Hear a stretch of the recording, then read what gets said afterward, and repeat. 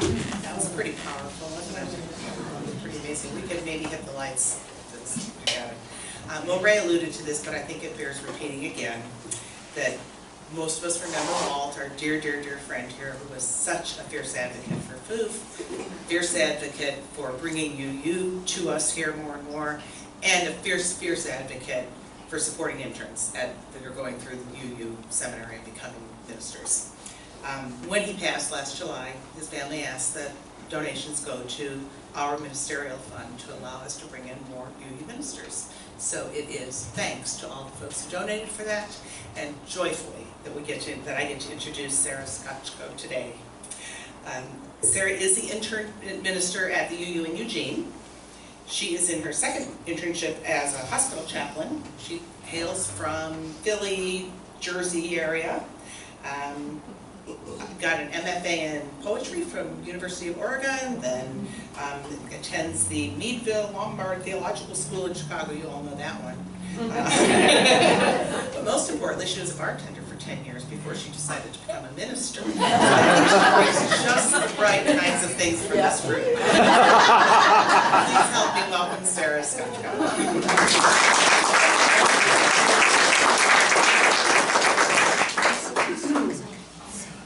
Such an honor to be here this morning, and I am just in love with your church. With the warmth and the love of this community, able to hold in this sacred space the many joys and sorrows of life.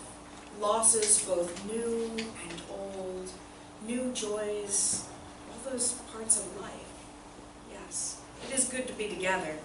But I wanted to tell you today about one of the best bosses I ever had. We do spend a significant portion of our lives at work, most of us.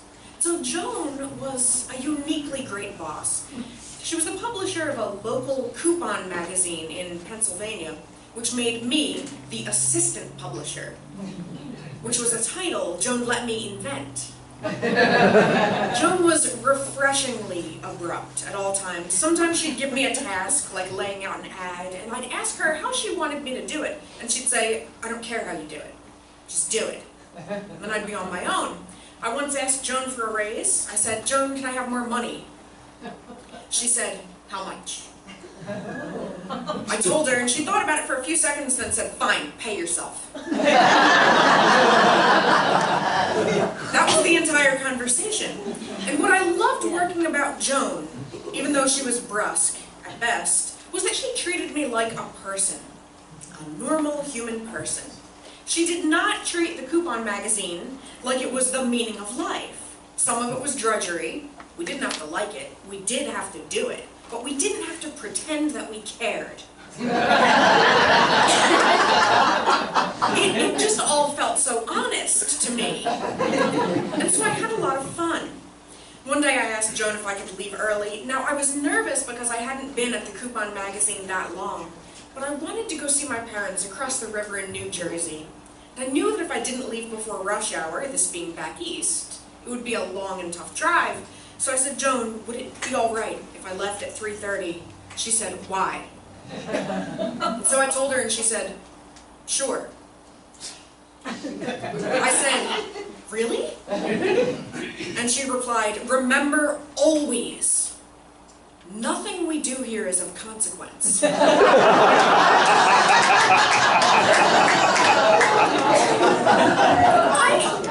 had never had a boss talk like that before. Now, I've had a lot of bosses, but all the bosses I'd had before Joan seemed to believe everything we did here was of consequence. Or at least they pretended so. And they expected me to keep up the charade.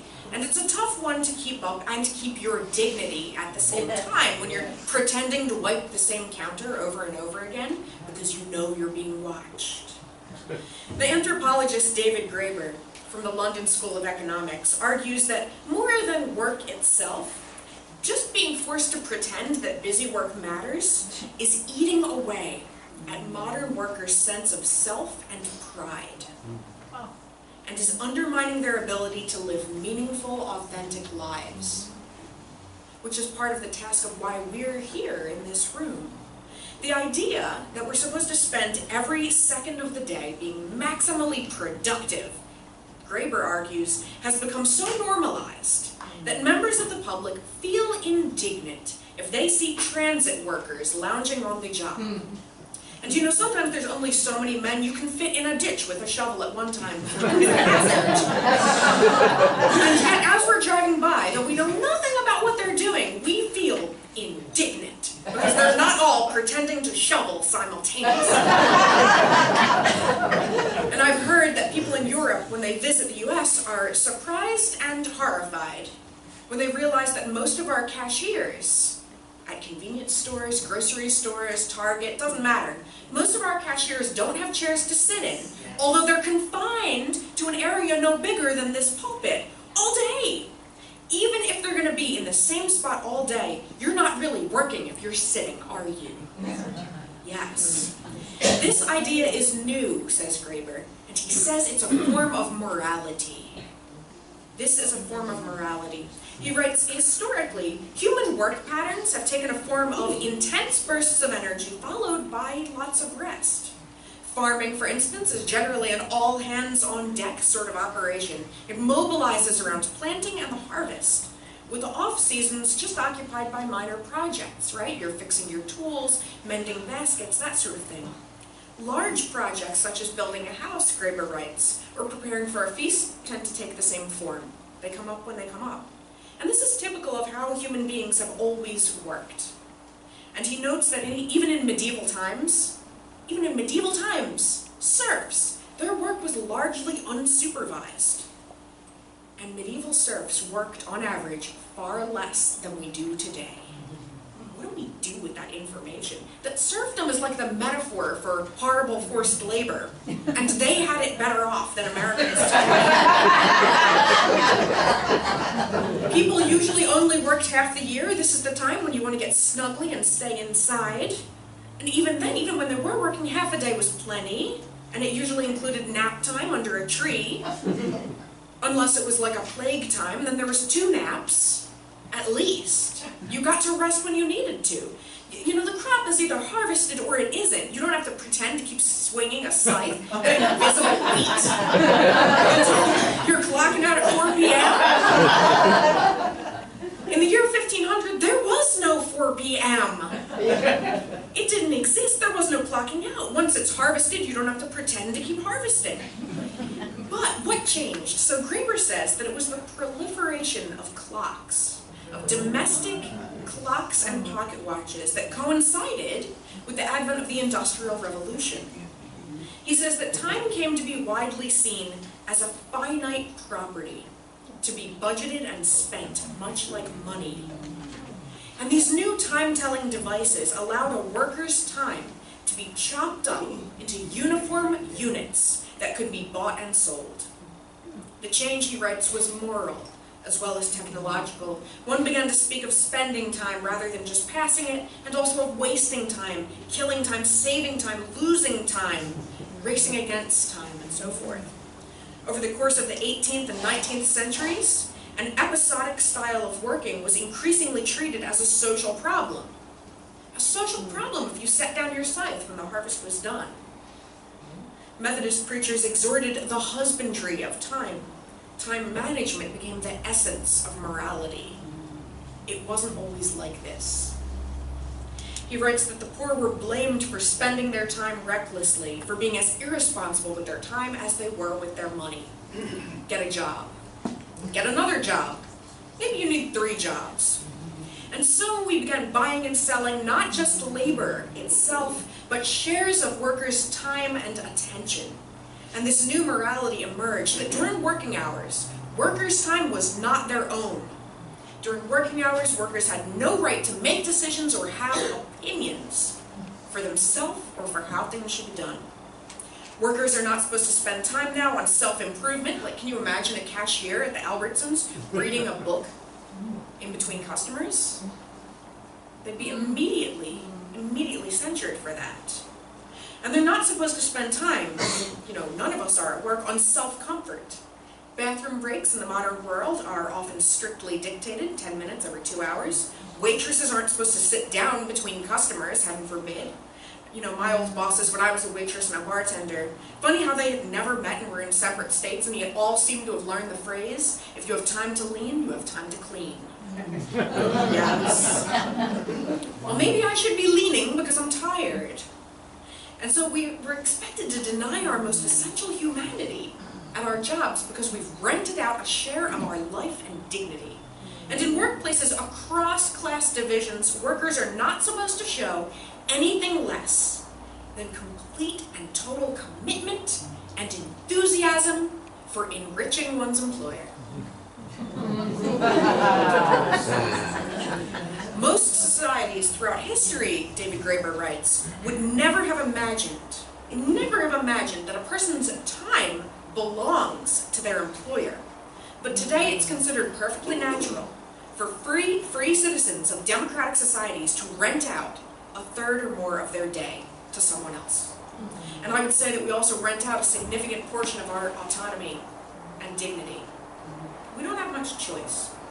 So at my previous job, before Joan thankfully hired me, I had spent the better part of a year keeping up the charade that I was fully invested in the growth of the encyclopedia company where I worked. Dedicated to my core to providing a quality encyclopedia experience to our online users, and that was my highest hope for the next 5 years. My despair grew steadily as I began to suspect that might be true. Yes, the office had no windows. My desk faced a wall. Entire days would go by where I didn't speak to another human, and in retrospect, I can't remember what it was that we actually did there. I missed bartending. I began to regret having gone to college. The plant on my desk died. And it just reminded me eerily of a canary in a coal mine. The happiest day of that entire job was the day when the fire alarm went off. And for a few brief moments, not only did I get to evacuate the building, I thought the encyclopedia might actually burn down. And so, like Bartleby the Scrivener, I began to do less and less work. For weeks, nobody even noticed, which only increased my conviction that nothing I did there really mattered. One day, finally though, I was called into my manager's office. Never a good sign. "Sarah," he said, "are you going to improve your performance?" And in that moment, I had a full-blown existential crisis. "No," I said.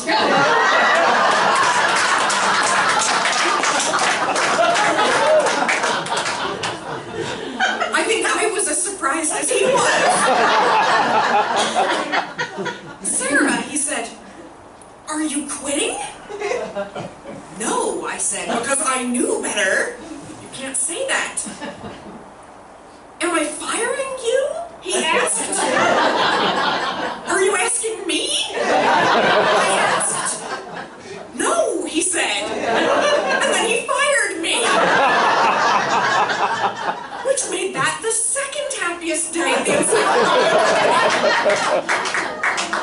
And then I went to work for Joan, where the office work was mostly the same, but I was treated like a person.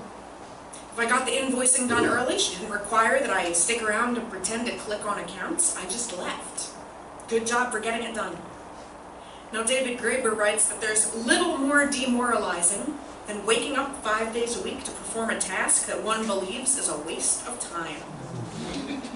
Being forced to play along with the pretense, he says, is inherently demoralizing because it's a game of make-believe, not of one's own making. Of course the soul cries out.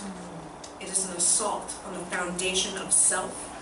A human being unable to have a meaningful impact on the world ceases to exist in a meaningful sense.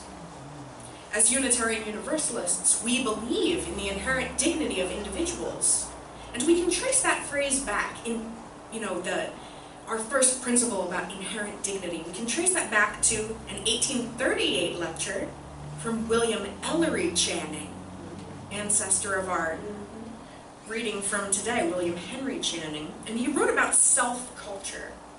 Now, Channing was arguably, and I'll argue this, the most important Unitarian minister of all time. And in this lecture, he argued that not only are people worth more than the labor an employer can get out of them, but that the best thing a person can do in this life is not to work harder, but to work on themselves. Channing writes, the common notion has been that the mass of people need no other culture than is necessary to fit them for their various trades. Right? Why take humanities? Why read poetry? Is that going to help you get a job? He says, but the ground of humans' culture lies in their nature, not their calling. Our powers are to be unfurled on account of our inherent dignity, not their outward direction, not their usefulness to society.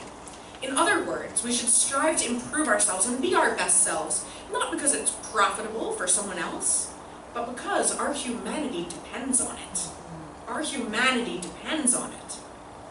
He says, I've expressed my strong interest in the mass of people, and this is founded not on their usefulness to the community, so much as what they are in themselves.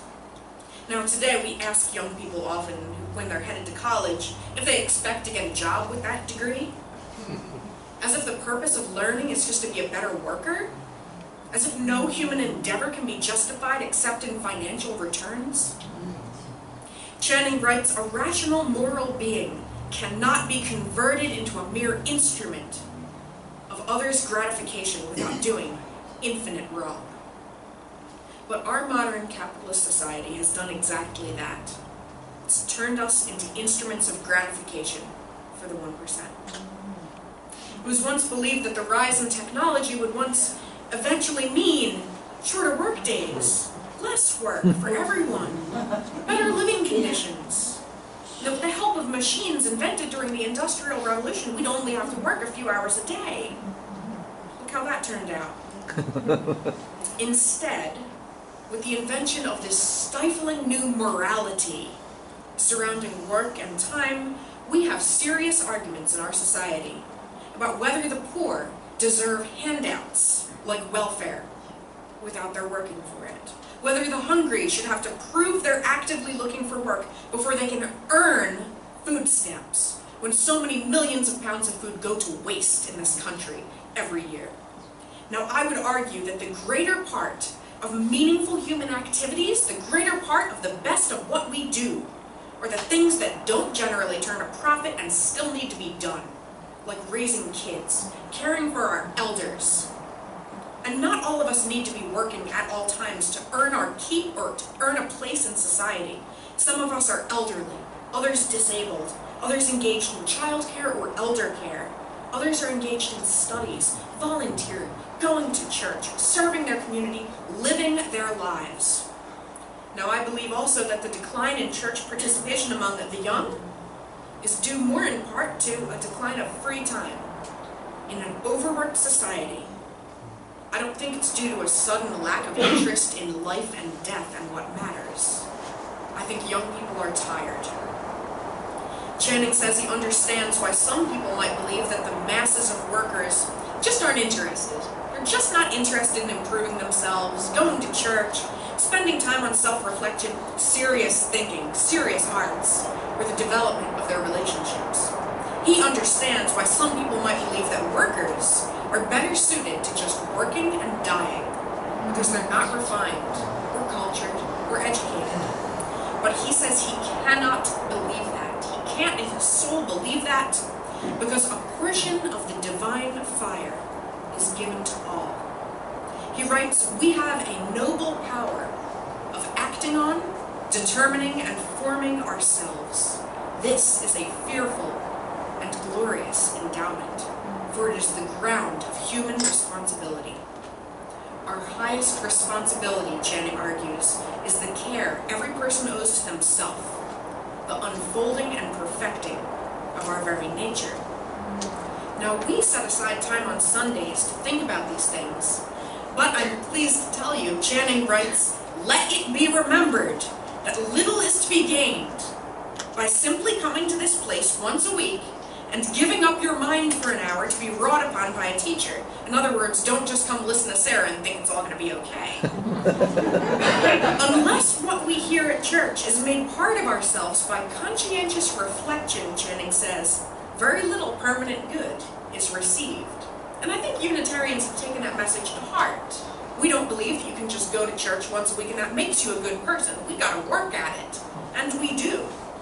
For Unitarian Universalists, this hour is sacred, and yet it is not the only sacred hour of our lives. Empowered by the love we find in our church communities, we transform ourselves and we serve our world, bringing greater justice to it. Developing ourselves, Channing says, is a religious task. When we look into ourselves, he says, we discover powers which link us with this outward, visible, finite, ever-changing world, and we strive to change it.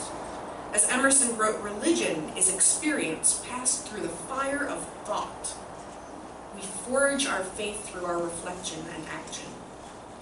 Now, I love the quote from Stephen Jay Gould that I am somehow less interested in the weight and convolutions of Einstein's brain than I am in the near certainty that people of equal talent have lived and died in cotton fields and sweatshops.